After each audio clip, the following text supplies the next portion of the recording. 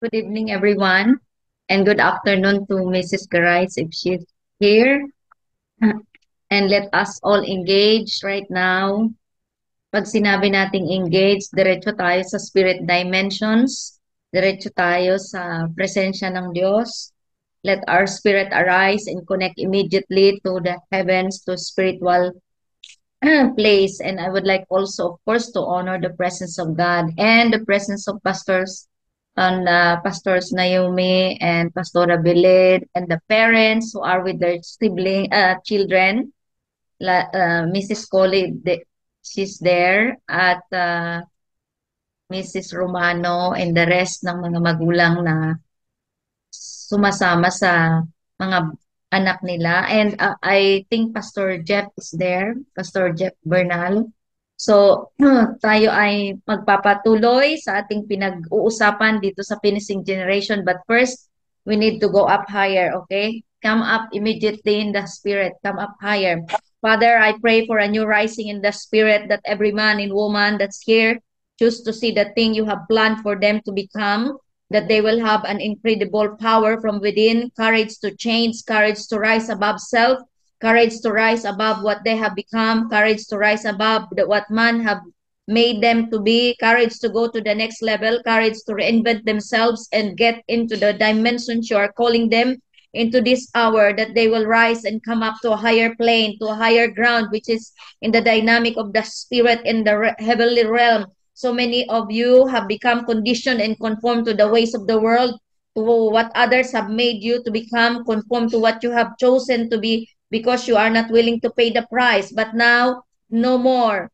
Learn how to pay such price. God is saying to you tonight, there is going to be a new challenge that's going to rise from inside your heart, a new rising in the inside of your spirit that will cause you to be called to higher ground. The door in heaven is opening. God wants you to come up higher. He does not want you to stay down and be confined in the walls, the chains that is holding you back. God wants you to rise up and come up higher right now. Now, God is saying there is so much more that I have in store for you, so much more that I have desire you to come into. God is saying, don't stay back, don't stay behind, don't choose to stay where you are, because there is so much more I have in store for you. There are better things accompany your salvation, things far greater in measure, far greater in promise, far greater in revelations, far greater in your thoughts, far greater dimensions of the spirit is going to come to you in this hour, in this season. Therefore, O finishing generation, be not afraid in this hour, in this season. Let the Holy Spirit rise from within your heart. Let the Holy Spirit rise, because He is breaking the earthen vessel, so that the glory from within can come forth and you can rise to your potential. Don't die within your potential in the things God has planned for you. Don't die in the little of the beginning of what He has planned. Go to the full stream. Go to the full measure, to the full measure of what God has planned for you and for me. I say that many of you have so many grace dimensions in your life that you can operate in one dimension, another dimension, and another dimension, but you just want to be a single from, because you are quite happy where you are, because there is not much change or need. You don't have to change, you don't have to be changed by the system of this world, but you are going to be changed by the power of the Holy Spirit and by the power of the word dimension. God is saying, I am going to take you out of the cave. You cannot to wallow in your own needs. You are going to be taken out from the mentality to battlefront mentality, cave mentality to battlefront mentality, because you are an army of the living God that is being formed and shaped and fashioned right now to become a powerful generation who is raising up by God with the power of the spirit and of the word dimension. God is saying to you tonight, let the same power to prevail rise from within your heart. Break from the man you will always be. Break the man you always feared. Break the limitations inside your heart, the human thought limitation. Let its power to be broken, because God is about to take you to the next level. God is about to bring you to a whole dimension of the full stature of what God is about to do in us and through us, and in you and through you. The reason we cannot lead is because we are still in our cave. But when you come out, learn how to pace and step up. with the Holy Spirit, you will receive more power. You will receive and operate in the power, in the prevailing power, and even in the governing grace. Receive this portion of yours. Be ready because God is about to take you to a whole new level. Be ready right now, opening generation. Take up the baton, take up the grace, receive more about your capacity must be expanded. Tonight, expand your capacity. Go up higher with the Holy Spirit right now. Receive more, receive more, receive of the grace, receive more of the grace of the living God. When we responding to this power, to this grace that God is offering, that God is providing for you, you are going to experience a new level of perception, a new level of discernment of the spirit, a new level of how you understand situation, how you pick up things in the spirit, how you understand and discern things and demonic activity, so that you are not going to be in error, you are not going to be deceived, because this is not your portion. You are going to be in the pathway of truth. You are going to be in the pathway of godliness. You will choose right what is right. You will choose holiness. No longer in the pathway of going to hell, but going to the presence of God. Let this graces and power become your portion as a finishing generation. Receive it more right now. O kapalarayanda, larabasa katalarayanda. Receive it powerfully. Pray in the Holy Ghost so that you can be expanded. You will be fine-tuned to the frequency of what is the current frequency of heaven right now. La kapasa katalarayanda. Go. Lare baba baka sakatalarabaka talarayanta larama. Lare baba sakatalarayanta larababa larayanta. Believe that the power to prevail is inside your spirit. Believe that the power, that the grace to govern is inside of your spirit. This power is in your spirit. Receive the power to prevail. Receive a new measure of grace. Receive a new measure of the power so that you can rise above every limitations and begin to break every yoke of the enemy. When we live according to it, you are going to live a powerful life. No longer become swallowed by the materialism of this world, by the system of this world, but we are going to be in the heavenly places while we are on the earth. We will learn how to live in heaven while on the earth.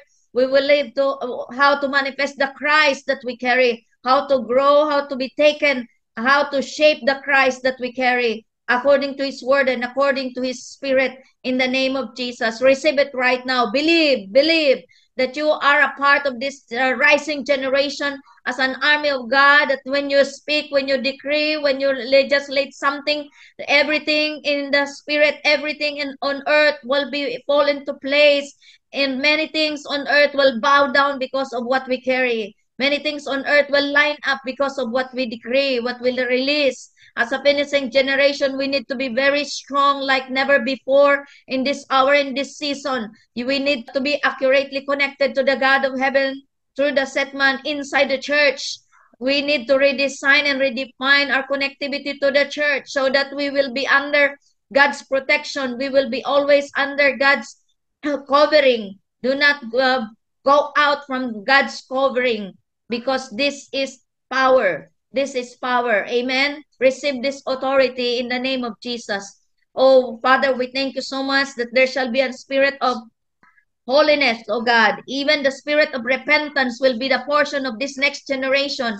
Oh, we thank you so much, Lord God, because there is going to be a wave of repentance, deep sorrow, deep grief that is going to lay hold of our heart, a sense of remorse, a sense of repentance, a sense of realization that we need to change, we need to repent, we need to be clean, to be pure and uncontaminated, not only shallow, but so deep that we will not touch sin again. We will hate sin.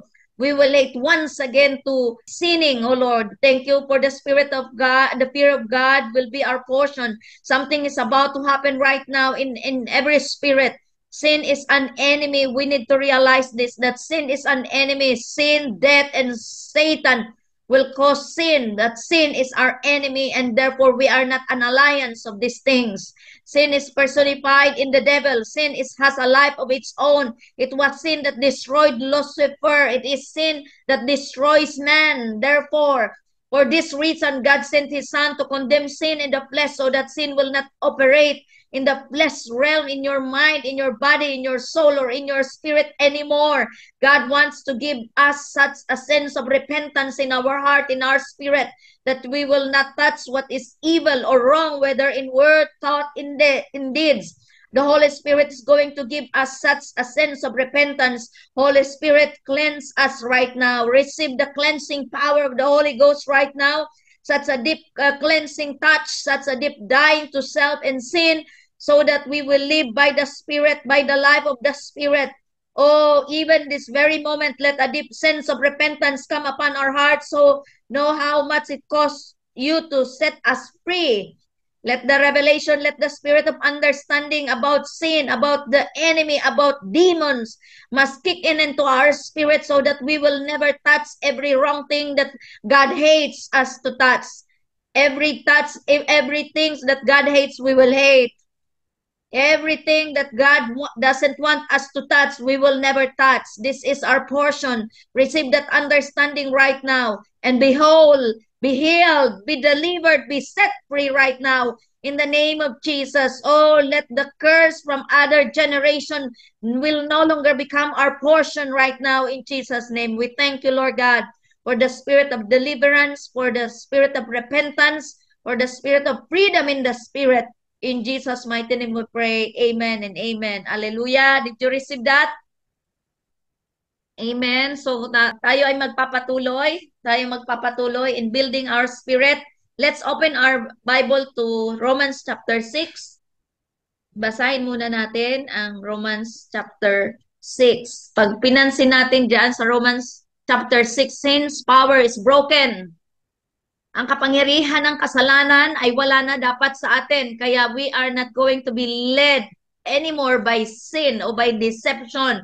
We need to hate sin because the spirit of fear of the Lord manifests. Ibig sabihin, nilalakaran natin ang spirit of fear of the Lord because we hate sin. We hate every wrong thing. We hate everything that God hates. Kailangan ganun ang posisyon natin because we can never be a powerful generation when we are an ally of these things, of this worldliness, of the things that God hates. Kailangan nandito tayo sa posisyon na we learn how to keep our spirit pure on a daily basis, moment by moment, yung God consciousness ba, na hindi natin mapabayaan dahil time is going to be difficult in the days to come. Mahirap na ma-caught unaware tayo. We never and we must not be caught unprepared. It is nice to be caught overly prepared. Kailangan dumating ang season na nakahanda tayo. O mas di bali ng nasubrahan ng paghahanda kaysa nakulangan sa paghahanda. Tama ba? Kasi napakahalaga na meron tayo ng ganitong klaseng pagpuposisyon sa espiritu. Okay, Romans chapter 6, sabi dyan sa verse 1, well then, should we keep on sinning so that God can show us more and more of His wonderful grace? Of course not, sabi ni Paul. Since we have died to sin, how can we continue to live in it? The day that we became born again, the day when we received the Christ, the life of Christ, and as Lord and Savior in our lives, yung araw na yun na tinanggap natin ang Panginoong Jesus bilang Panginoon at sariling tagapagligtas, actually, doon dapat namatay din ang operational dynamic ng flesh. Doon din dapat namatay yung galawan ng flesh at self. Kaya lang, slow tayo kumilala, slow tayo umunawa ng dynamic ng spirito at process ito. So, yun ang ibig sabihin nito sa Romans chapter 6 na nung panahon na tinanggap natin ang Panginoong Hesus bilang Panginoon at sariling tagapagligtas, ang buhay natin ay hindi na buhay na dati. Hindi na yung luma, hindi na yung old nature, yung sinful nature, no longer the sinful nature, no longer the old nature, but Christ nature. Okay. Since our life that we carry is already the life of Christ, it's not our own. Therefore, kailangan natin palaguin ito. Hindi na tayo pwede mag-enjoy sa kasalanan. Actually, ang mga genuine na pagka-born again, ang mga totoong na born again, kinamumuhian ang kasalanan. Kaya kung kayo nag-enjoy pa sa kasalanan ngayon, hindi kayo born again. God forbid. Tama ba? Sino ba? Hindi ako magpapataas syempre ng kamay. Unang-una, di ko kayo nakikita. Kung sasabihin ko sa inyo, halimbawa face-to-face tayo, sasabihin ko, okay, sino dito ang mga born again? Magtataas ng kamay, mga tumanggap sa Panginoong Yesus, ang buhay ni Kristo, ang siya ng buhay nila, pero nag enjoy pa sa kasalanan.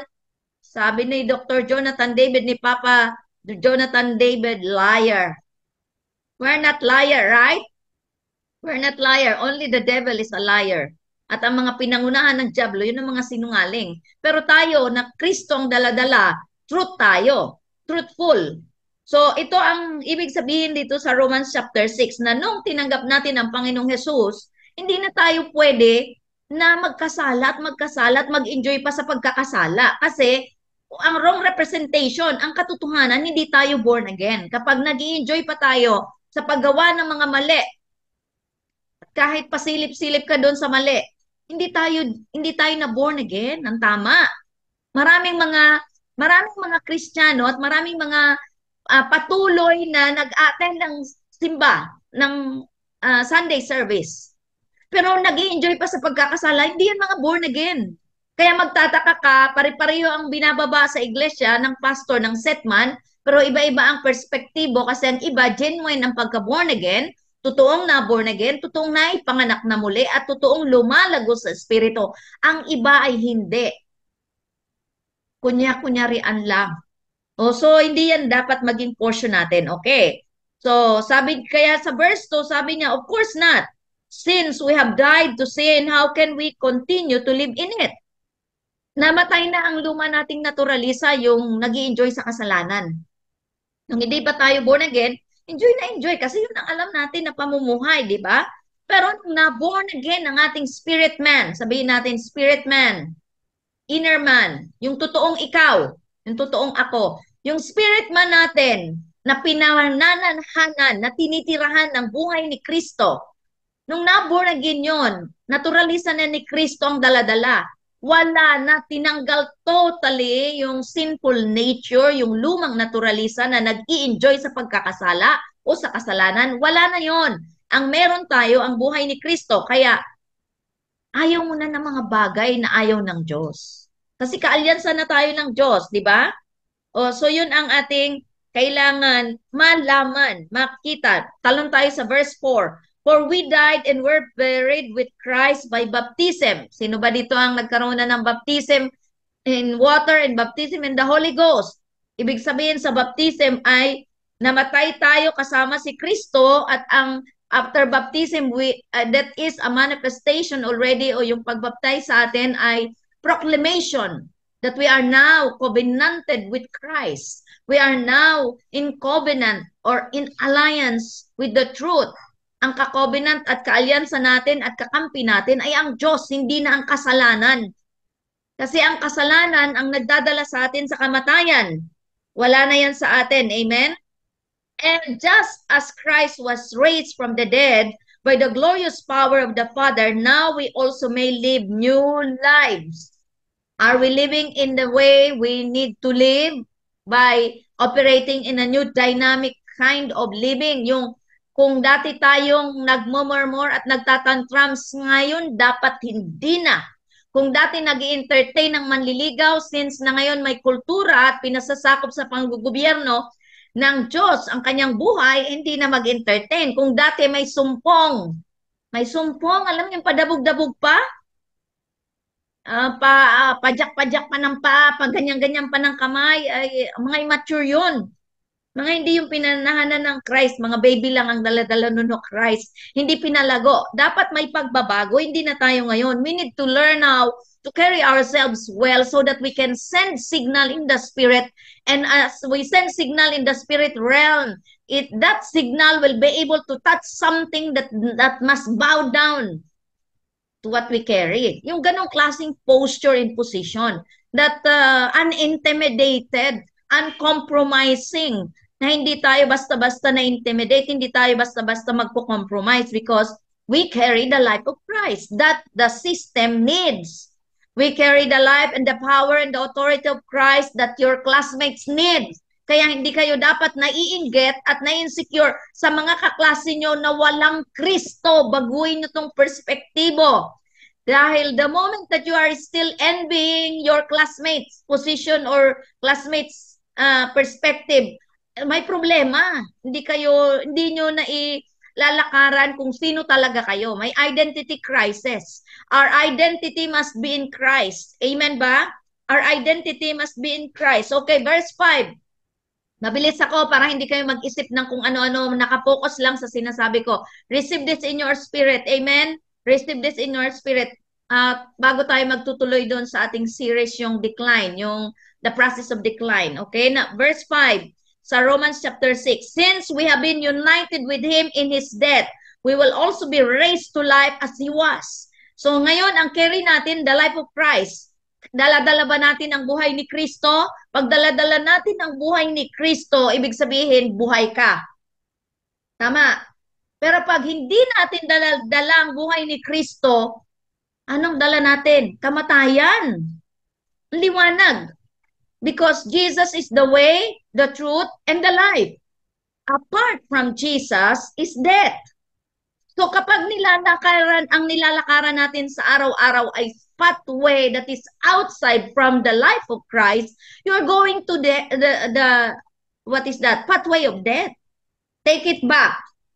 Can we take it back right now? Take it back. Some of you is venturing to this pathway, but you are disqualifying yourself from this finishing generation kind of army.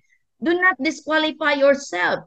So, pag nagbe-venture pa kayo paunti-unti, that is flesh, kill and put off every operational dynamic of the flesh. Kamuhian yan araw-araw. Dapat dito pa lang sa thought, mo flesh ito, self ito. I hate this. Laban yan. Laban na intentional. Deliberate ang pagkakamuhi natin. Ito ay hindi malalo yung mga, grabe naman, hindi ako napansin, hindi ako, mga flesh yan, hindi po pwede yan sa army of God. At ang mga military, lalo mga special forces, iisip na mga selfish things. Nakukuha ba natin? Kasi kung selfish things, they're disqualifying themselves from these ranks. So dapat hindi tayo nag-iisip ng mga bagay na yon. We need to think life. We need to be in the pathway of life. Kaya sabi sa verse 5, since we have been united with Him in His death, we will also be raised to life as He was. We know that our old sinful selves were crucified with Christ so that sin might lose its power in our lives. Do you believe this? Na dapat wala ng kapangyarihan ang kasalanan sa buhay natin. Every time na kinakamuhian natin ang pagkakasala at kasalanan, tinatanggalan natin siya ng kapangyarihan sa buhay natin. Ano ang binubuhay na kapangyarihan at pinapalago na kapangyarihan? Buhay ni Kristo. Tama. So for when we died with Christ, we were set free from the power of sin. And since we died with Christ, we know we will also live with Him. We are sure of this because Christ was raised from the dead and He will never die again. Death no longer has any power over Him. When He died once to break the power of sin. But now that He lives for the glory of God. So you also should consider yourselves to be dead to the power of sin and alive to God through Christ Jesus. Do not let sin control the way you live. Is this clear? Do not give in to sinful desires, yung mga wrong desires, yung mga bad desires, yung mga desires na hindi galing sa Panginoon. Tanggalin, put it off, cut it off. Do not let any part of your body become an instrument of evil to serve sin. Instead, give yourselves completely to God, for you were dead, but now you have new life. So use your whole body as an instrument to do what is right for the glory of God. Sin is no longer your master. Amen? Pakisabi sa iyong katabi, ang kasalanan ay hindi mo master. For you no longer live under the requirements of the law. Instead, you live under the freedom of God's grace. Verse 15, well then, since God's grace has set us free from the law, does that mean we can go on sinning? Of course not. Don't you realize that you become the slave of whatever you choose to obey? You can be a slave to sin, which leads to death, or you can choose to obey God, which leads to righteous living. Thank God once you were slaves of sin, but now you wholeheartedly obey this teaching we have given you. Now you are free from your slavery to sin, and you have become slaves to righteous living because of the weakness of your human nature. I am using the illustration of slavery to help you understand all this. Previously, you let yourselves be slave to impurity and lawlessness, which led ever deeper into sin. Now you must give yourselves to be slaves to righteous living so that you will become holy. Amen? Nakuha natin ito? So, ano ang pagpipili? Pagpipili. May dalawang pagpipilian. Maging alipin tayo ng kasalanan o maging alipin tayo ng katwiran. Siyempre, pipiliin natin lahat maging alipin ng katwiran. Tama? Pero ang pamumuhay na ba natin ay nagkasalita ba na alipin tayo ng katwiran, hindi ng kasalanan? So titingnan nito araw-araw. Kasi we are disqualifying ourselves if we are making sin to imamaster tayo siyang maging master natin. No, cut it off immediately. Cut it off. Kasi ang generation nyo exposed sa social media, hindi naman kayo pwedeng mapagbawalan dahil yan ang trend ngayon. Kaya nga what we need as generation above is to just empower you to learn how to use the social media, the mainstream with wisdom. To be led by and governed by the Holy Spirit. Yun lang ang pinakakailangan natin maintindihan. Na sa tuwing gagamit tayo ng social media o this mainstream o ng gadget, kailangan govern tayo ng mga katotohanan ng absolute. Hindi tayo govern ng mga bagay sa social media. Pero kapag nandun kayo sa social media at gino-govern pa kayo ng nandyan sa social media, may problema. Kasi eventually, malulure up tayo. Eventually, maluloko din tayo. But this must not be our portion. Very dangerous. Napansin nyo ba? Nag-try ako. May nagpadala sa akin ng link. Yung link, diretso pala yun sa Facebook. Pag dumiretso sa Facebook, may susunod. Di ba? Alam nyo ba kung hindi kayo careful yung susunod na in every 2 minutes, na malaya nyo, 1 hour na pala? Sa mga hindi mindful na malaya nyo, 2 hours na pala. Imagine nyo kung araw-araw 2 hours o 3 hours kayo dyan sa ganyan-ganyan. Ng mga reels ba yan? O ng mga bagay-bagay dyan. Imagine nyo. At hindi pa kayo mindful kung ano mga iniinom nyo, mga tinitake in nyo, at hindi kayo mindful sino bang artist nito, sino bang speaker nito, ano ba ang dala-dala niyang espiritu, anong klaseng espiritu ang nag-ooperate sa kanya. Dapat hindi tayo unmindful, dapat hindi tayo wala lang. Kailangan titingnan. Okay, may pinadala sa akin, nag-speak, kunyari, tapos, I need to be very careful of what they carry, of what kind of spirit they are operating in. Anong klaseng espiritu ang nag-operate sa kanila? Inggitira ba? Kasi kung nag-engage ka doon sa nagsasalita pero may daladalang inggit, yung inggit lilipat lang yun sa'yo. Kailangan alam natin ito. So paano po kung importante naman ang sinasabi niya tapos gusto ko po alamin mo lang kung ano yung kailangan mo doon, pero yung spirito, wag niyong lunukin. Do not believe the spirit behind the words. Kaya, ganun na lamang ang kailangan kayong ma-empower, ma-train ng mga next generation because you are so exposed with this kind of breakthrough in the mainstream or in the mass media na ang mass media ginagamit ng demonyo, ng impyerno na i-lure up kayo, na sirain kayo. Dapat alam nyo ito. Kaya nga kailangan mabantayan nyo ito araw-araw, okay? Na take time, ibig sabihin magdisiplina. Magdisiplina. Kung hindi naman ninyo kailangan ang pinapanood nyo, don't engage. Huwag kayo magbaba doon. Kasi madali lang kayo i-hook, madali lang kayo dayain pag hindi kayo strong ang spirito nyo na nagbababad kayo, nandoon po kasi ang trabaho ko. Kung ang trabaho na yan ay hindi ka na na-empower at ikaw ay nagagapi, ang spirito mo ay wala ng strength na magsalita dyan sa trabaho na, alam mo yun, na hindi na nakakatulong. Pray about it. Pray about it. Kasi mahirap na ma-disqualify tayo. This era of God's move, this season of God's move is very crucial and critical. Pagdating kasi ng dead years, yun ang nandun ang revelation. Who is of God and who comes to be with ano yun, an alliance of heaven and of the truth. At sino talaga yung naging kaalyansa ng impyerno. Mahirap. And ako, panalangin ko na lahat ng umaten na mga generation, okay? Sa finishing generation, walang mag-disqualify, walang ma-disqualify. Pero choice nyo yan. It's just a privilege to be a part and parcel of your future sa pamamagitan ng finishing generation na ito. Pero kung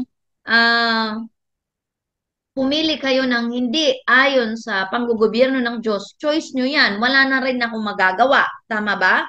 Kahit sino pang uh, kasi hindi naman pagalingan to, kundi pagalingan ng pagpipili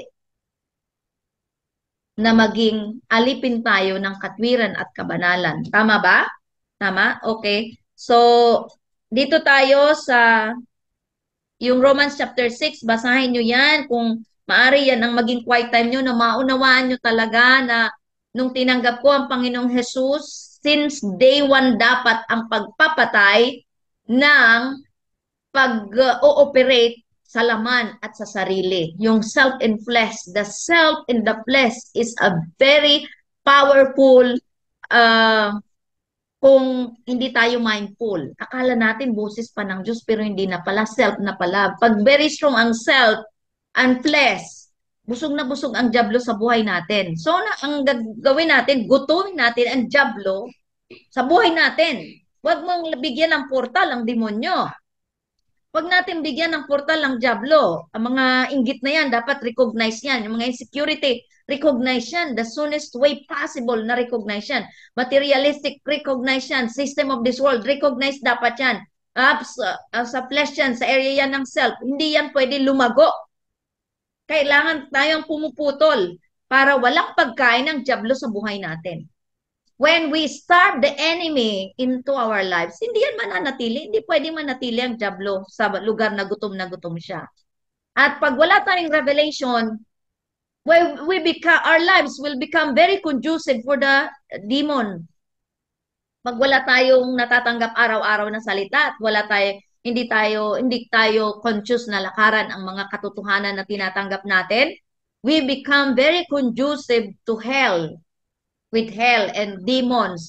So, kailangan hindi natin ito dapat ay saglit lang, may daling. Paano ito? Okay na. Oh. Ito ay kailangan natin maunawaan. Tama ba? Na we need to live by the law of the Spirit from a repentant heart. Okay? So hindi pwede na hindi tayo maging mindful about this. Kailangan conscious tayo. Araw-araw kailangan conscious tayo na hindi tayo pwede magkamali. Madalas ako magkamali. Almost every day, marami akong pagkakamali. Lalo ngayon, mayroon akong binabattle na medyo hormonal sa lapses.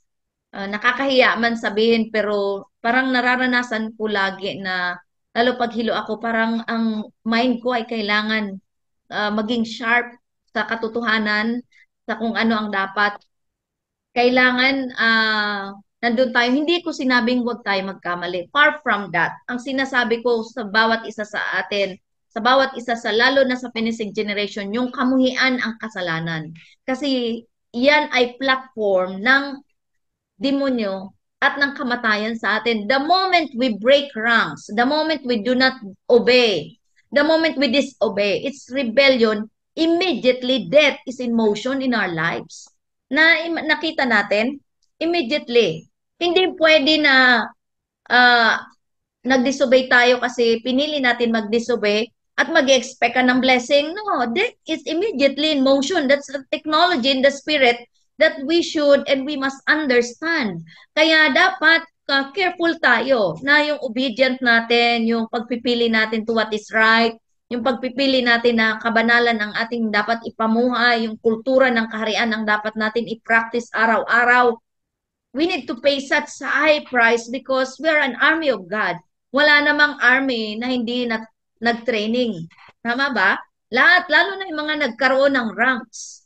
Lahat ay mayroon ng training na sa umpisa, nahirapan, but we need to pay such high price para yung pinangarap ng Diyos sa iyo at sa akin ay makamta natin.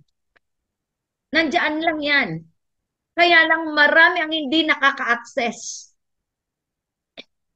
Lahat ng pinangako ng Diyos is very accessible. Actually, it is accessible. Saan sa dimension? By the Word and by the Spirit. Pero marami ang hindi nito nakaka-access through His Word dahil they live below the standard. Pinili nila na okay lang ako kahit na casual, very familiar. Marami niyan sa church. Kaya ang iba, pinagpapala ng mga bagay-bagay, nag-matured ang stature. Hindi naman kasi masusukat ang pagpapala. Take note mga minamahal na finishing generation, hindi nasusukat ang pagpapala sa dami ng pera. Marami di sa mundo ang madaming pera pero walang kapayapaan. May kompetisyon lagi, nakikipag-competition lagi sa sistema ng mundo. Kesa doon tayo sa perspective at posisyon na inexhaustible ang resources because we are connected to the kingdom resources. Tama ba? Doon tayo may kagalakan, may kapayapaan, may kaayusan. Yun ang pinipili natin, hindi doon sa temporary lang, hindi doon sa external lang. Hindi ang nasusukat, ang pagsukat talaga ng statura at ng kung lumago tayo kay Kristo ay we change in our perspective. Ang posture natin ay mindful tayo. Isa sa mga sukatan kung lumago tayo sa panahon ng situation na negative, we can face it squarely according to the perspective of God. Isa yon, isang palatandaan yon. So dapat ganun tayo ang ating posisyon. Amen ba? So nandito tayo sa decline. I hope na trabaho natin nung nakaraan na hindi nagdi-decline ang ating mga espiritu. Every day, kailangan may progress. Kapag buhay ang dala-dala, every day ay may progress, may increase. Tama ba? Look at the plants. Lahat tayo nakakakita ng mga halaman. May halaman sa likod namin. Buhay yan. Dumadami. Tumataas. Kasi buhay siya. Pero pag hindi na buhay ang dala natin, walang paglago, walang pagbabago na nangyayari. In fact, pa-decline. So check it now. Kung buhay ang dala-dala natin, everyday may changes. Hindi pwedeng walang changes. Hindi pwede na yung kahapon mo, dala-dala mo ngayon, the same pa rin, walang paglago. Death ang dala-dala natin pag ganun. So, kailangan we need to progress. Hindi ko sinabing ang kailangan makita bukas. May acceleration kasi na nangyayari sa spirit if we change our posture and we fine-tune our frequency to the frequency of heaven that is currently working right now. Dahil ang movement sa spiritual dimension very fast. If you could just see and touch and read movement in the spiritual dynamic, it is so fast and very accelerated. Kung hindi tayo mag-step up, kung hindi tayo mag-make up or sumabay sa movement na ito sa spirit dimension, maiiwanan at maiiwanan tayo and akala natin kasabay pa tayo sa tinitrain ni Lord pero hindi na pala. Marami sa church niyan. Alam mo, hindi magtataka ka na lang. Nag-crossover ang karamihan, may mga naiwan. Yung mga naiwan, assuming lang nakasama pa sila, pero hindi na because it's a dynamic of the spirit. So titingnan natin ito, kaya you will learn how to touch, to figure out and read movements and things in the spiritual realm kapag nag-mature ang ating stature. Kaya sabi ni Lord kay John, di ba, beloved John, come up higher John. Sabi ni John, and I come immediately in the Spirit. But it has something to do with our thinking pattern too. Kasi pag hindi natin na-retrain, na-renew ang thinking pattern, lahat ng nandito sa spirit natin, hindi ma-unveil sa atin, walang spirit of understanding kasi yung thinking pattern natin ay hindi na-renew, hindi na ayos. So organize your thoughts. Learn how to reinvent, retrain, renew our thought pattern in one linear alignment to the spirit. Kailangan na-access lagi ng mind natin kung ano ang dineposit ni Lord sa ating espiritu. Kailangan marunong tayo mag-access through our mind, through our thoughts, na mga dineposit ng spirit, ng banal na espiritu sa espiritu natin, even in our sleep. If we are fine-tuned with the frequency of heaven, God is depositing something that is so powerful in our spirit. Kaya mindful tayo dapat. Bago matulog, fine-tune. Ugaliin natin ito. Kailangan, paano ko po masasabi na naka-fine-tune ng spirit dynamic, spirit part of my being sa heavenly frequency? Ang iniisip natin ay katotohanan. Ang iniisip natin is about the future, about the Lord, about what is taking place, about the mandate. In other words, lahat ng nasa nalaman natin at tinanggap natin na katotohanan, yun ang laman ng ating kaisipan. Pero kung ang laman ng kaisipan ay buti pa si ganito, pasyal dito, pasyal doon, gusto ko daw ng gan, buti pa si ganito, may bagong ano, may bagong iPhone yung latest, buti pa si ganito nakarating na ng ano yan, France, Italy, ano ngayon? Di ba? Pero kawawa yun, lalo kung walang mga Kristo yung mga nakarating doon. Saan sila pupulutin pagdating ng panahon? Akala lang natin masaya ang buhay nila, pero hindi. Eternity ang ating sinisecure, hindi temporary. Internal, hindi external. Spirit dynamic ang ating sinisecure, hindi yung externalism. But the internal, yung inner man, ang ating pinalalago kasi ito lang ang magsusustain pagdating ng bleeding years, dead years, farmer without cow, farmer without farm, farmer without family, na season until the next season. Paano natin isusustain yan at paano tayo makapamuhay under an open heaven kung hindi nag-matured ang ating spirit man, ang stature ni Christ. Kaya ito ang kailangan natin palaguin. Let's be mindful about this to pace and step up with the Holy Spirit. Amen? Na-sense nyo ba ang movement, ang urgency, ang bilis ng acceleration sa spirit dimension? Kailangan ma-sense ito ng inyong espiritu. Kaya on a daily basis, process yan. Dapat may understanding tayo. We need to be gracefully processed by the word and by the spirit. Hindi pwedeng hindi tayo ma-process dahil madidisqualify tayo. Okay. So taking back the decline. Ito ang ating pinag-uusapan, the process of decline. Sabi nga natin ng palatandaan na ikaw ay papunta sa decline o ako ay papunta sa decline, and when we start to violate the Holy Spirit, what the Holy Spirit revealed to us by the word, okay? Through the word. Ito ang isa sa palatandaan na pa-decline ako o pa-decline kayo pag nag-umpisa nating ma-violate ang mga pinaunawa sa atin ng banal na spirito at o ng mga people above us na mga katotohanan na mga salita ng Diyos. At pag binayolate natin ito as our standards, dapat iyan ay umpisa ang decline. Immediately.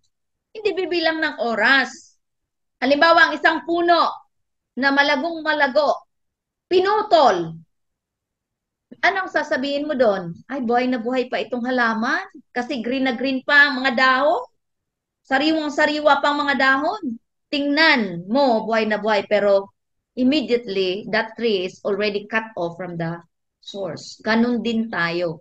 Once we violated principles that we formerly understood, that we formerly nilalakaran natin dati, at binayolate natin yon, immediately we are cut off.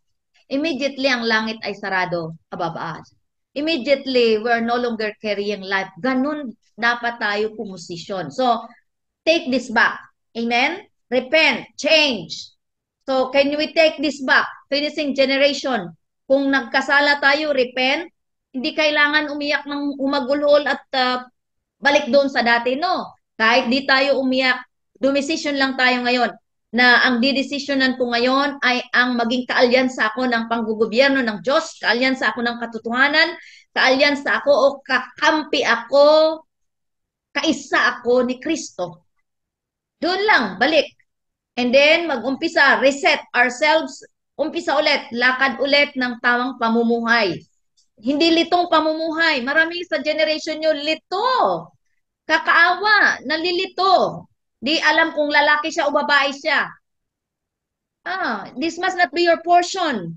Eh, di ba? Pag may nakakita kayo ng bakla, lito yan. Pag nakakita kayo ng tumboy, litong-lito yan. Hindi yan alam kung lalaki o babae. Dalawa lang naman ang nilikha ng Diyos. Lalaki at babae, ba't sila malilito? Diba? Kasi pinaniwalaan nila ang salita ng dyablo. O kaya, kayo dapat hindi lito. Naku ha? Na-imagine nyo ba, army of God, litong-lito? Hindi matitrain, hindi ma-equip. Ang isang litong individual ay hindi matitrain, hindi makuproseso. So, tanggalin ang pagkalito. Klarado, lalaki ka, lalaki, babae, babae. Okay? Ako ay may invitation. Kami ni Pastor Jerry ay may invitation sa isang school. Ang nag-imbita talaga sa amin ay lito siya. Teacher, pero lito. At syempre, ako naman ay need to operate in the spirit. Hindi namin tinanggihan ang invitation. Pero sabi ko, hindi ko yan tatanggihan, pero klinarado ko sa kanya. Kasi ang topic na binigay sa akin is about gender. Okay? Kaya sabi ko maganda ito, pero pwede ba ikaw muna nito ang kailangan kong paunawain? Dahil hindi ito tama na magsasalita ako doon or kami ni Pastor Jerry, tapos ikaw lang palang kakausapin, ikaw lang kinausap. Di ngayon pa lang magtapatan tayong dalawa kasi itong topic na ito is sensitive dahil kailangan mo hindi ka nasa kalituhan. Kasi nga, since na bakla siya. Sabi na pulang-pula siya. Pulang-pula siya. Kailangan ko i-clarify ito sa'yo. Pero sabi ko, pagkalooban nito ni Lord, matutuloy ito. Pero kailangan maliwanag ito sa'yo na yung pamumuhay mo na ginagawa ngayon ay nasa ilalim ng sumpa at hindi yan makakabuti sa'yo dahil ang dulo niyan ay hindi mo kasama ang Diyos. Ngayon pa lang, hindi mo nakasama ang Diyos. Very strong, pero tinake niya. Pero dahil sa very strong sabi niya, ay Mami G ang tawag sa akin. Mami G, invite ko yung friend ko kasi sa Zoom lang tinawagan niya ako sa Messenger. Invite ko ang friend ko para naririnig niya rin ito. Sabi ko, sige, sino yung friend mo? Ang friend niya, isa ring lito. Di dalawa na sila. Sabi ko sa kanila, pakinggan niyo ang sinasabi ko. Dahil sabi ko, it's so awkward. Kung ako ay magmi-minister dyan sa mga estudyante ninyo, it's about gender, kayo pala ay dapat yung marinig ito. Kayo muna ang kakausapin ko. Kaya sabi ko sa kanila, dapat kayo muna ang hindi malito. Kasi may kapangyarihan tayo magsalita sa mga estudyante ninyo kung kayo ay hindi lito. Tumatawa sila pero at dahil ako'y sinabi ko sa kanila, friend ko sila because they are connecting naman in fairness. Sabi niya, what is in you that we want to be close? Sabi niya sa amin, sabi niya sa akin. Because somehow he is confiding things with me. Sabi ko sa kanya, ako maayos ako makipagkaibigan sa biyaya ng Diyos, pero hindi ko syempre matutolerate kung ano ang pinuposisyonan mo ngayon. Kailangan klarado. Kasi sabi ko, I'm a minister of God's word. I cannot compromise my conviction. Dapat alam mo ito. So, maraming lito. Kasi nandoon sa education, sa mga highest position, ang kalituhan. Nakita ba natin kung gaano tayo kakailangan ng mga domains? Nakita ba natin kung gaano kailangan ng Kristo, the full-grown stature of Christ in us and through us sa domain? sabi ko nga, napaka-importante na itong mga bagay na ito ay may kaunawaan tayo. That's why we really need to rise up quickly because many things will is about to happen. Many things will happen. Sabi nga ni Papa Jonathan David, hindi namin makalimutan mag-asawa.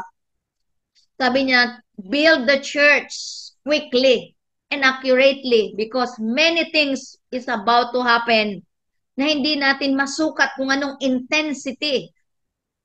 Sa pagka ngayon, hindi natin masukat kung anong intensity meron ang mga maaaring maganap at kaganapan sa mga darating na panahon. Kaya nga kailangan lang natin i-build si Christ sa buhay natin. I hope maliwanag ito sa inyo. Nakikita ba natin kung gaano kakailangan-kailangan ang buhay ni Kristo na pinapalago sa buhay natin? Kasi ang entry point ng kalangitan is through you and through me. Through the church. Ang entry point, ang gate ng kalangitan sa lupa ay sa pamamagitan ng kanyang church, sa pamamagitan ng kanyang katawan. Are we part of this body of Christ? If we are a part of this body of Christ, you are or I am an entry point of what is taking place in the heavens to the earth. Isn't it a great privilege and a favor that you and me become a part of this body of Christ that is going to do exploit on the ground here and now. Hindi sa darating na panahon, ngayon nag-uumpisa na. Kaya we need to be very careful of the way we behave and the way we live. Dahil paano natin maire-represent ng tama ang kaharian na magmamanifest. The kingdom of God is now setting up ang infrastructure ng kingdom ay nakaset up na dapat ngayon sa buhay natin. Kung paano nag-set up ang enemy ng infrastructure sa sistema, dapat ang infrastructure ng kaharian ay nakaset up na rin sa pamamagitan mo at sa pamamagitan ko. Diba? Nakukita ba natin ito? Dahil lilitaw at magmamanifest ang kaharian. Tangibly. Nahihipo na kaharian. Nakikitang kaharian sa pamamagitan ng buhay mo at pamamagitan ng buhay ko. Isn't it wonderful that we choose to become a part of this kingdom of God that will never be shaken? Pero bakit sinusugal ng karamihan ngayon na piliin ang mali? Sana magkaroon tayo ng kaisipan at posisyon at perspektibo na hindi ito igagambol. Secure your destiny right now. Amen? Secure your mandate. Take it back. Take back your mind. Your mental blueprint. Take it back.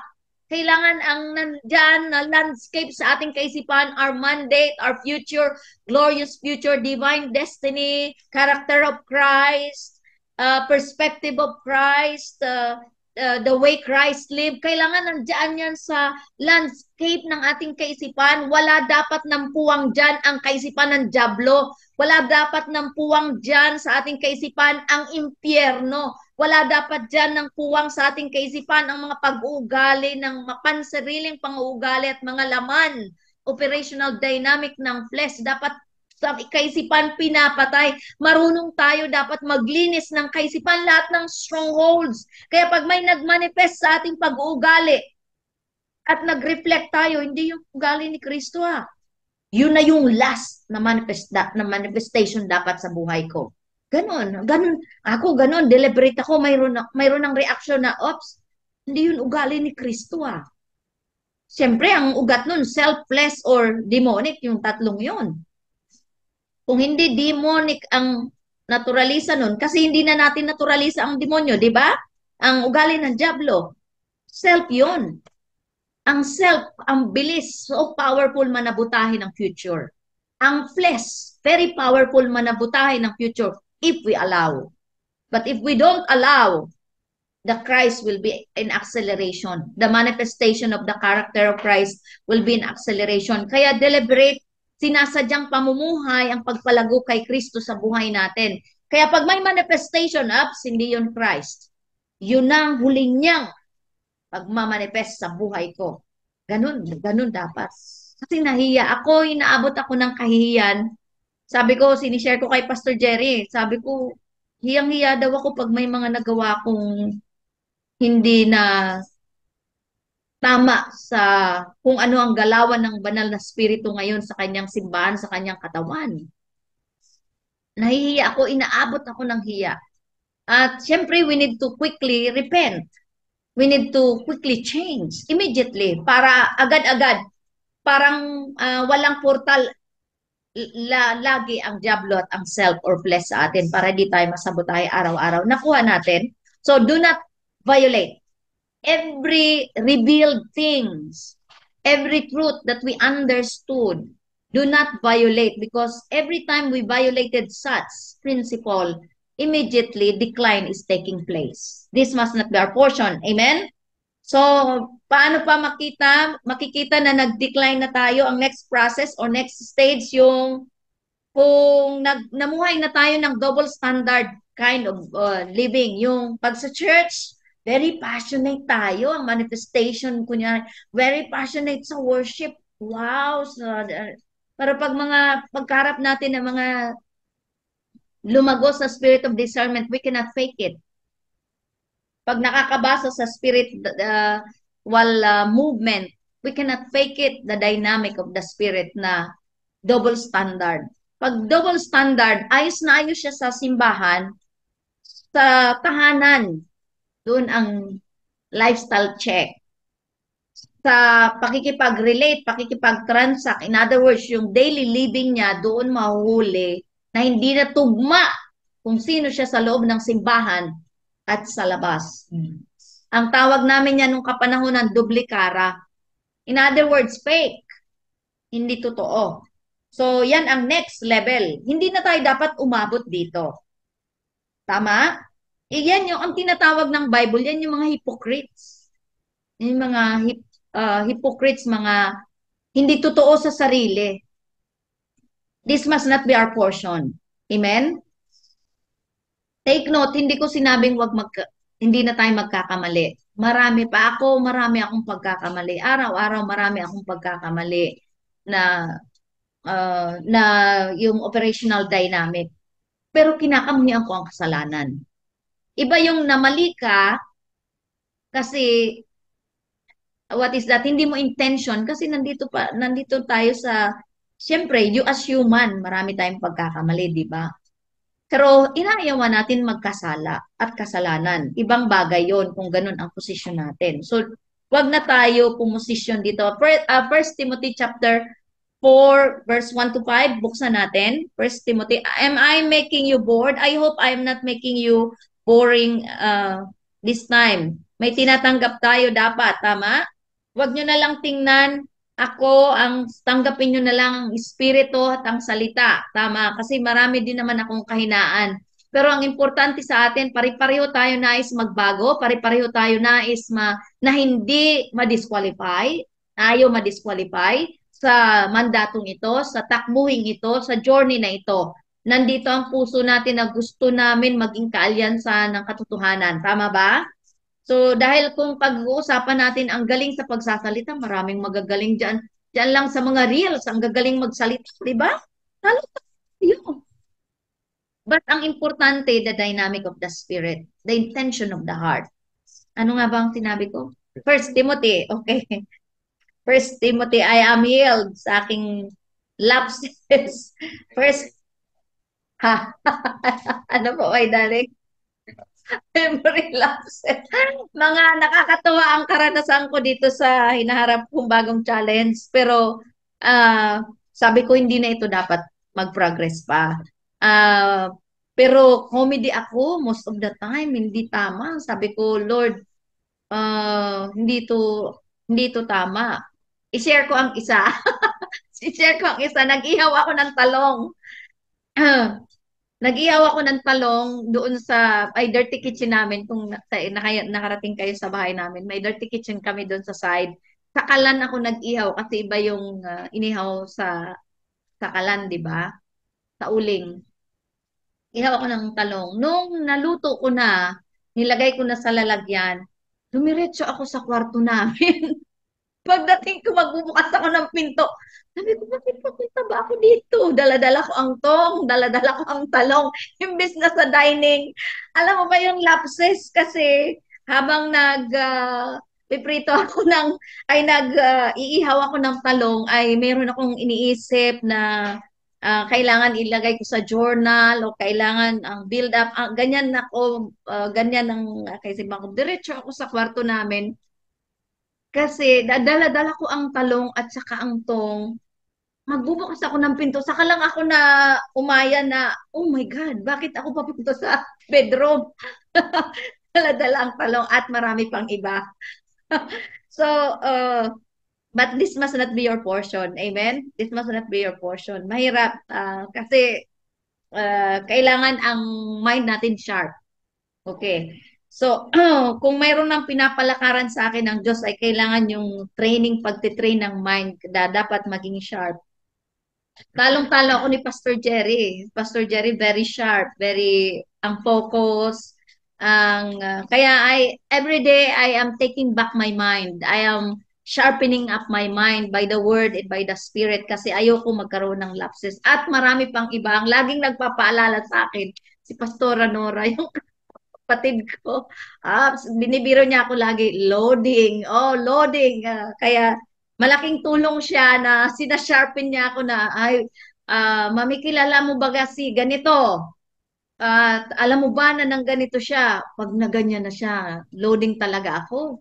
So, tinutulungan ako maging sharp sa mind. Kaya, hindi nyo ito dapat maging portion. Amen? So, 1 Timothy chapter 4 verse 1. Now the Holy Spirit, sino yung dito ang sinabi ni Paul? The Holy Spirit, right? Now the Holy Spirit tells us clearly that in the last time, sa ibang translation, in the last days, some will turn away from the true faith. They will follow deceptive spirits and teachings that come from demons. Maliwanag ba? Kailangan ba ng interpretasyon pa o ng further explanation? Hindi na, di ba? Ulitin na lang natin. 1 Timothy chapter 4 verse 1. Now the Holy Spirit tells us clearly that in the last times or in these last days, some will turn away from the true faith. They will follow deceptive spirits and teachings that come from demons. But this must not be your portion. Amen? Verse 2, these people are hypocrites and liars, and their conscience are dead or violated. Sa ibang translation, their conscience are violated or seared or damaged. Kaya sila ay nandoon sa decline na kaya nag-double standard way of living na. Verse 3, they will say it is wrong to be married and wrong to eat certain foods, but God created those foods to be eaten with thanks by faithful people who know the truth. Since everything God created is good, we should not reject any of it but receive it with thanks. For we know it is made acceptable. Sa ibang translation, made holy by the word of God and prayer. So, titingnan natin na warning ito sa atin. Amen? Verse 7. Talon tayo ng verse 7. Do not waste time arguing over godless ideas. Kaya pag mayroon nakipag-argue sa'yo, huwag mong patulan. May nabasa ako at sinare ko kay Pastor Jerry at sa mga bata na yung leon, nabasa nyo yon, yung leon at donkey at ang tiger na pinarusahan nakipag-argue ang tiger sa donkey na ang grass ay blue. Sabi ng donkey, ang grass ay blue. Sabi ng tiger, no, the grass is green. Nag-argue sila na ang grass ay blue but the grass is green. At nagsumbong na itong donkey sa lion, to the king of the jungle. Sabi ng lion, anang donkey, isn't it that the grass is blue? Sabi ng lion, yes, the grass is blue. Sabi ng tiger, bakit niyo ako pinarusahan? Bakit nyo sinabi na grass is blue? Ang grass naman ay green. Sabi ng lion, mahirap makipag-argue sa isang foolish. Dapat hindi papatol. In fact, the grass is green. Yeah, in fact, the grass is green. I-send ko na lang sa inyo. Sige, Joshua. Sige. Sige, sabihin mo. Dahil po kasi tamang donkey, ano po, pinarusahan ng tiger. Pero So in other words, the lesson of the story is that hindi papatol sa argument na useless. At kaya ang naparusahan ng pumatol. So ganun din dapat tayo. Ito yung ibig sabihin dito sa verse 7. Do not waste time arguing over godless ideas in old wives' tales. Instead, train yourself to be godly. Verse 8, physical training is good, but training for godliness is much better, promising benefits in this life and in the life to come. This is a trustworthy saying, and everyone should accept it. This is why we work hard and continue to struggle, for our hope is in the living God, who is the Savior of all people, and particularly of all believers. Teach these things and insist that everyone learn them. Don't let anyone think less of you because you are young. Be an example to all believers in what you say and the way you live, in your love, your faith, and in your purity until I get there. Focus on reading the scriptures to the church, encouraging the believers and teaching them, etc. So pag tiningnan natin ito, ang utos, hindi suggestion, but utos, ikaw at ako ay may training talagang gagawin sa ating buhay. Ano ang training? To become godly. Godliness. Okay? So, number 3, na process ng decline. The spirit life of faith becomes contaminated. Ipapapicturan ko ito kay Joshua at para ipasend ko dyan sa group. Their spirit life of faith becomes contaminated and God's word come occasionally and infrequently. In other words, ang revelation ay halos di niya siya makatanggap. Ang word din na niya maintindihan, kontaminado na ang kanyang espiritu. Ang kanyang kaisipan lalo na. So yan ay fall away from faith. Without the word, we cannot walk in faith. Without God's word, we can never become powerful. Without God's word and God's revelation, we can never stand the test of time. And we cannot handle situation well if we do not have revelation, if we do not have the word. Kapag walang clarity ang word ng Panginoon sa atin, mahirap mamuhay sa pagiging godly. Hindi natin ma-access ang mga prepare ng Diyos para sa iyo at para sa akin. So cannot we are no longer carrying the word if we are contaminated. Pag kontaminado tayo, hindi na tayo titiwalaan ng Diyos, hindi na tayo da-downloadan ni Lord kasi kahit ako man sabi ko nga, God is a wise investors. Kahit ako man, nakita ko kontaminado, da-downloadan mo pa ba ng word? Hindi na. Iko-contaminate lang niya. Maliban na lang, mayroon siya ng puso na gusto niya talagang magbago. Si Lord naman tumitingin sa heart. We cannot judge everybody according to the yung ating mga ginagawa, pero sa heart. Pero kaya lang, as we grow, makikita ang manifestation ng what we carry. Tama ba? If we carry the character, if we carry, and if the character of Christ is taking shape, taking form in us, and through us, magmamanifest ang karakterya talaga ni Kristo. Sabi ko nga kanina sa radio, sabi ko, hindi po pwede na sasabihin mo, malalaswang lumalabas sa bibig at sasabihin mo, Kristo ang daladala mo. 'Di ba? Since na malalaswang lumalabas sa ating bibig dahil malaswang daladala natin sa espiritu natin. Hindi po pwede baliin niya na principle na yan. Kaya Christ ang lumalabas, honorable ang lumalabas dahil honorable ang daladala nating buhay. Ganon lang yun ka bilis isipin. Kaya lang maraming nagki-claim na Kristiyano pero hindi nag-iisip ng tama. Kasi na-bound sa spirit of religiosity, but this must not be your portion. Be set free from the spirit of religiosity because the religiosity spirit is demonic. Death ang dala-dala niyan sa isang individual. Hindi tayo dapat maging religious. Yung daming bawal, daming binawal. Bawal dito, bawal ganyan, bawal go, anong, ang daming binakuran, pero hindi in-empower. Diba? Kahit kayong generation nyo ngayon, kahit bawalan kayo ng paggamit ng gadget, yung binawalan talaga is strictly prohibited sa bahay, matatalino kayo eh. Magkukulong ng kwarto, ang iba magsusuklob ng kumot, lumiliwanag ang gadget, ang mga ibang bata na hindi pa hindi pa ganoon ka-wise. Pero alam nyo ba, sabi ko nga ako, hindi ako nanay na pagbabawalan ko yung lahat. Lagi ang principle ko is to empower you so that you will know how to use the gadget well. To strengthen you so that and to bring you understanding, give you an understanding about your future so that you will know how to live life honorably. Pag honorable way of living, hindi addicted. Ang mga na-addict, hindi yan honorable. Tama ba? Na-addict sa gadget. Uy, napaka-honorable nga yan ni ano. Pero ang lifestyle addicted sa gadget, king honorable. Ang isang addicted sa gadget, iba?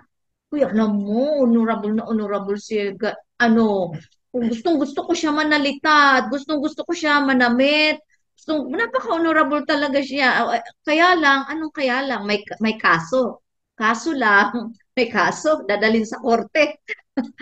Yung pala addicted sa gadget, therefore hindi yan honorable. Mga addicted sa gadget at sa games, hindi yan honorable way of living. Okay? Baguhin yan. Kasi akala nyo kasi hindi na kayo makakapaglaro pag naging honorable kayo. Sabi nga ni Pastor Jerry, ang importante, hindi kayo minamaster nitong gadget at saka ng game. Kid. Pero kung naka-indulge kayo doon, hindi na, naalaman nyo na 8 hours na pala kayo, ay something that is wrong. That talagang nananalaytay because the gadget, ang social media, ginagamit ng Diablo para gawing powerless ang generation nyo. Kitang-kita ko yun, pati ang mga fast food. Pati ang mga fast food. Ha? Ang mga sugary kind of food. Ginagamit ng Diablo para patayin ang katawan ng generation nyo. But this must be this never be your portion. Ginagamit, tumingin kayo sa fast food. Kaya sabi ko sa mga bata, nung nagtayo ng Jollibee noon sa Jubail, bago sabi ko sa kanila, never na ititreat ko kayo dyan sa Jollibee, maliban na lang may nagyayatain nyo. I cannot. Decision nyo. Kasi lahat yan, hindi live food. Pinagpala tayo sa Pilipinas ng mga buhay na pagkain, di ba? Kaya lang ang gagawin talaga natin ay mag-strategize tayo kung paano magluto ng mga healthy foods. Wag na kayo masanay sa mga fast food. Niluluray tayo diyan. Sinisira ang katawan natin dahil diyan sa mga fast food. Hindi natin na alam ang ano mga pinaglalagay ngayon na nag-grow ang demonic forces in human form. Ano mga pinaglalagay diyan sa kaya nakakatawa kami. Minsan kumain kami, trinit kami ni Ate Joanne. Nandito, sabi niya, siya ang nag-order. Mami, yan nakakatawa. Sabi ko nga niya, Kuya, ang bitsin po ay hindi po kami nagtutolerate ng bitsin, ginisa mix, magic sarap, hindi po kami nagtutolerate. Nalito siya, Mami, sabi niya. Hindi niya, hindi niya, malaman kung tatanggapin pa yung order natin. Sabi, in short, may magic sarap. Sabi niya, tanggalin niyo lang po, mas ma-appreciate po namin yung lasa ng pagkain kapag wala pong magic sarap, bitsin, ginisa mix, at ano pang mga paek-ek na yan. Kasi ang totoong lasa ng pagkain, tinatanggal nila because of these mga cancerous ingredients. So, i-open natin ang mga kaisipan nila na maging mga sa restaurant, huwag tayo mahiya na, Kuya, ang bitsin po, si Pastor Jerry, sanay na nun, pag nagpaluto siya pansit, ay, Kuya, pakitanggal po ng bitsin o anumang mga ina-add nyo dyan kasi mas appreciate namin yung lasa ng pansit na wala lang mga additives na mga pag ako, kuya, mas ma-appreciate ko ang luto nyo pag walang mga additives na pang-cancer o bigay ng karamdaman. Minsan nagugulantang kasi I want to open up their eyes. Sino ang magdadala sa kanila sa understanding? Ang church. Kasi sila din ay swallowed ng sistema na tinanggal ang kasarapan ng pagkain, tinanggal ang naturalisa ng pagkain, ng mga herbs, ng mga naturalisa ng lasa ng pechay kasi nilunod nila nitong mga ginisa mix magic sarap. Pag trinace mo ang mga ingredients niyan, aywan ko lang.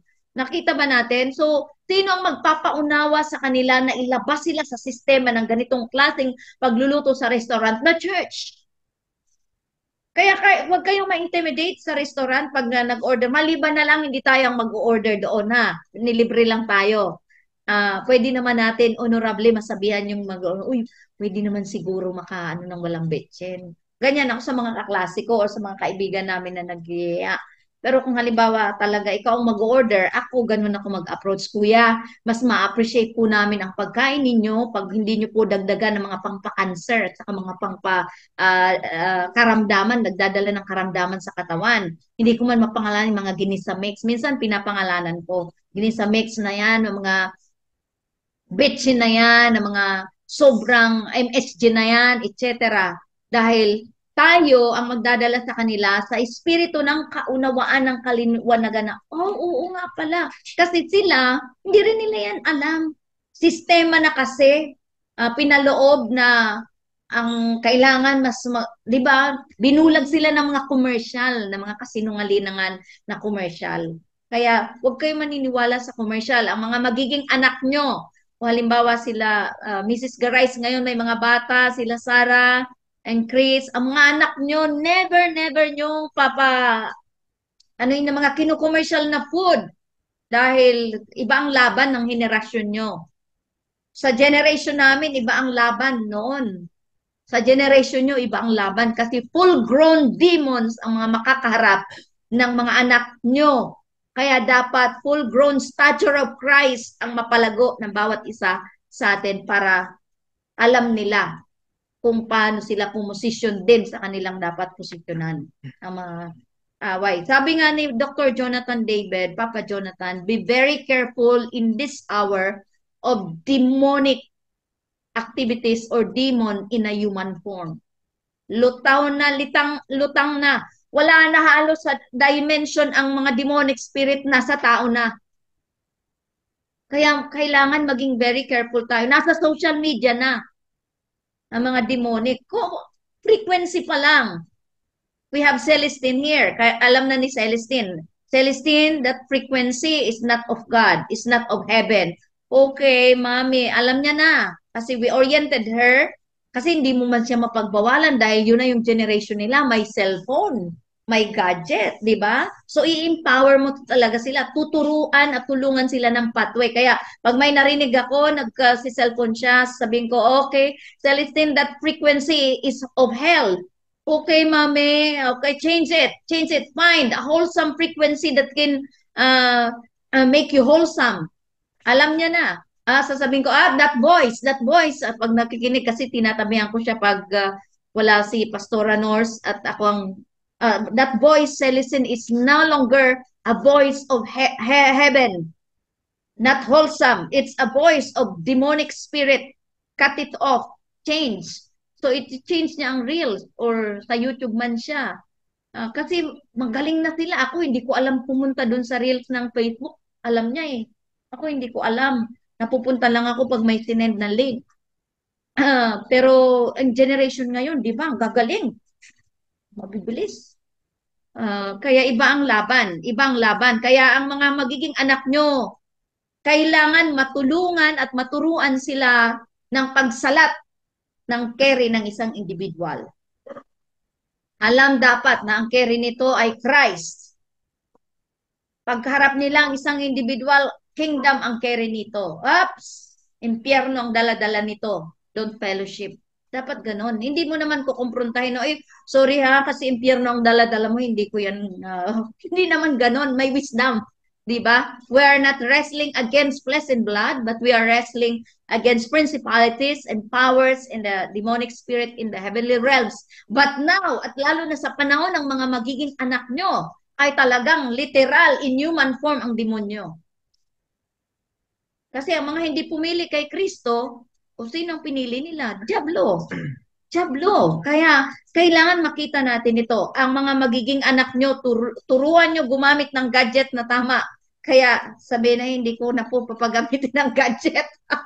I-train the soonest way possible. I-train bata pa lang, i-train mag-discern, i-train mag-recognize ng spirit, maborn again ang a very early age kasi para walang mahirap na ang sabotahe. Ang mga, limbawa in our children, kay Joanne, Joshua, and Joseph, among all of them, si Joseph ang pinakamaagang na born again.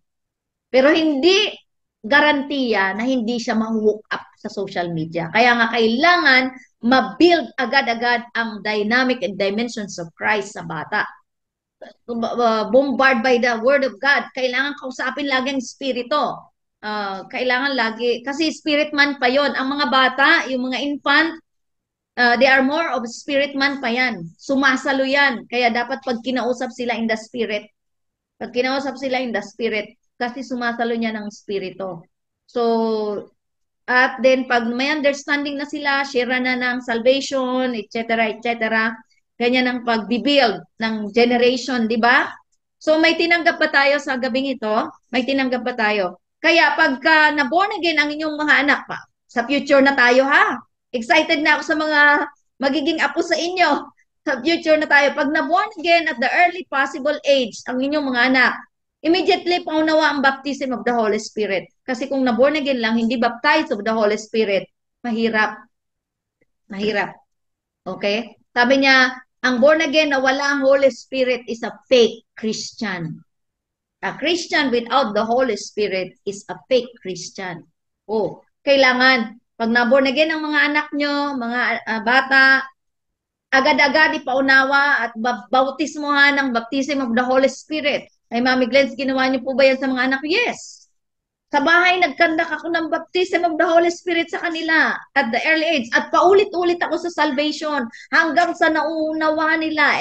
Almost every week, every day, tinatanong ko ng salvation hanggang sa naunawaan nila ang salvation, ang kaligtasan, that they are no longer carrying the old nature, the sinful nature, but they are now carrying the Christ nature, the life of Christ. And then they need the baptism of the Holy Spirit para may dynamic ng Spirit, ng banal na spirito, di ba? Kasi marami sa church, lalo sa mga contemporary church, hindi sa mga accurate church, okay? Marami sa mga contemporary church ngayon, ang mga Kristiyano lang, hindi baptized ng Holy Spirit, and they are hoping that they are a part of the bride of Christ.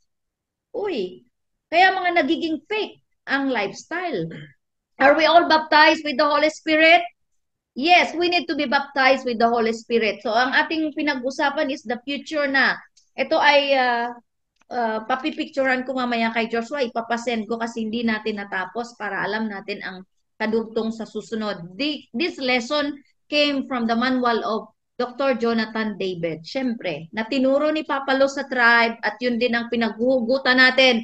At doon tayo pumasok sa dimension na yun ng word at ng spirit. Amen? So, be aware sa frequency pa lang ng mga pinapanood nyo. Halimbawa, nagpunta kayo, may link kayo na alamin. Background music pa lang, alam nyo na dapat kung impyerno ang pinaghugutan yan o demonyo. Alam nyo na agad ang nature nitong song na ito, nitong pinanunood kong ito, impyerno and demonyo. If you are strong enough, why not? But if you are not strong enough to say no to the demonic forces, I don't gamble. Don't. Kasi ako pag natansya ko, ay hindi ito, immediately, ay hindi ko yung pinapanood. I want to protect what I carry. I want to protect the life of Christ that I have. And I do not want to be contaminated by those things in the social media. So, ganyan tayo mag-protect kasi para hindi tayo nadadaya. Do not assume. We must not be in a presumptuous kind of position. Kailangan sure tayo na may clarity ang conscience natin. Wala tayong binaviolate na protocol, na kingdom, na kultura. Wala tayong binaviolate na katotohanan, na revelation, na naunawaan nating salita ng Diyos. Yun muna ang ating trabahoin ngayon. Okay.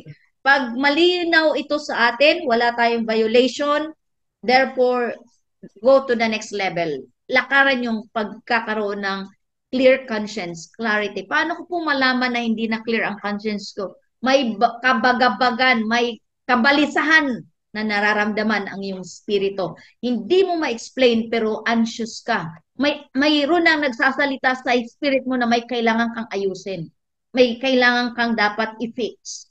Meron nang nagsasalita sa kaisipan mo na hindi talaga tama ang ginawa mo. Alam mo yan. Maliban na lang kung too much damage ng conscience na in-embrace mo na yung mali, in-embrace mo na yung kasalanan, mahirap na yon. It's only by the grace and the miraculous hands and touch of God para makalaya tayo dun sa pagka-deceive. Please do not deceive. Do not be deceived. Amen? Salatin natin ang katotohanan. So let's all pray right now. Are we still here? So let's all pray. Father, we thank you so much, oh dear Holy Spirit, for the word that will be receiving, that we receive right now and tonight. We know, Lord God, that we will position ourselves into clarity of the spirit of our mind, that we will no longer violate any truth, any God standard, any culture, any protocol of the kingdom of the Lord, because we are repenting right now. Come on, repent and change. What is that? Mention it before the presence of God, that we are no longer going to be in the pathway of unrighteousness and of deception, but we will change course. We will cross over to the pathway of life, pathway of righteousness, pathway of holiness, pathway of not being deceived in Jesus' mighty name. Lord, we thank you so much tonight, Lord God, that this word of yours will be upon our mouth. And when you start to hold fast when we start to hold this fast, oh Lord God, our confession, our faith, oh Lord God, will stay true, will stay truthful, oh Lord God, in our way of living, the way we behave, the way we think, the way we speak, the way we relate, the way we transact on a daily basis. We are going to be truthful, oh Lord God, because our conscience is clear already.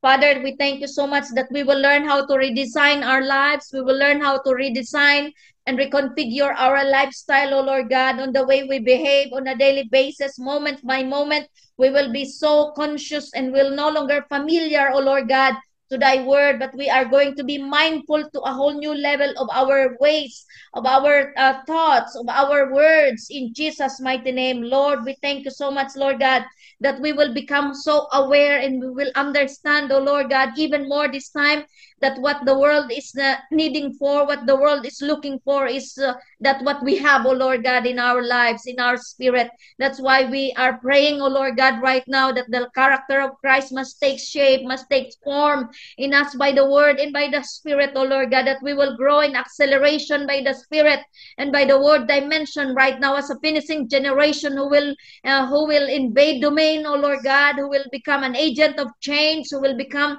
a mighty weapon in the mighty hands of the living God, oh Lord. Thank you, Lord God, that you are setting up and building up the infrastructure of the kingdom through our lives, oh God. In Jesus' mighty name, Lord God, this will be our portion, that we will become a part of the kingdom people, the sons in the kingdom, oh Lord God, because we will become a princesses, oh Lord God. We will become the small kings, oh Lord God, because the Lord whom we serve is the King of kings, oh God. Thank you that you are making us and forming us, oh Lord God, to become royals and regals, and therefore we will behave as one in Jesus' mighty name. The way we behave on a daily basis is going to be royal and regal, oh Lord God. No longer a lousy people, no longer a lousy individual, no longer a callous and a careless individual, but an individual who has a perspective of being royal and regal in the days to come. Yeah. Thank you, Lord God, that we will invade our future here and now as the way we live, as the way we think, oh Lord God. Our mind will be full of our future. Yes. Our mind will be full of of what is the kingdom culture and kingdom dynamics and dimensions, oh God. Oh, we believe, oh Lord God, that you are forming things in our spirit. Lord, we thank you that you are expanding our capacity, oh Lord God, to a whole new level. In Jesus' mighty name we pray. Amen and amen. Okay, pakisabi sa inyo mga katabi, you are new again.